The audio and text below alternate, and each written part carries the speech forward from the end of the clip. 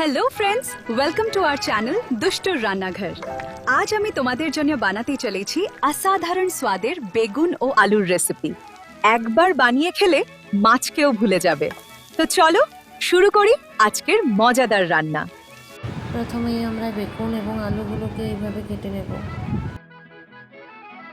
এবার আমরা বেগুন আর আলুগুলোকে লবণ এবং হলুদ দিয়ে মাখিয়ে নেব।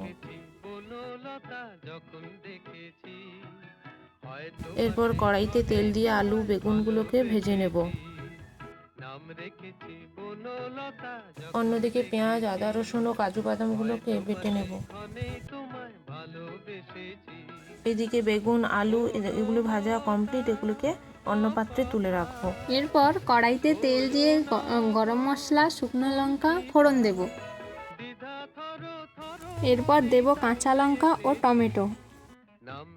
এরপর দেব পেঁয়াজ ও আদা রসুন বাটা।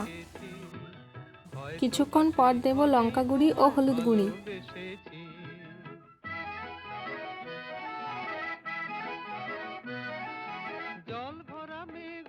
এরপর দেব লবণ।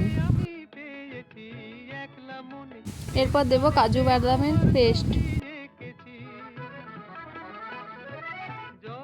মশলাগুলো থেকে তেল ছাড়লে ভেজে রাখা বেগুন ও আলুগুলি দিয়ে দেব।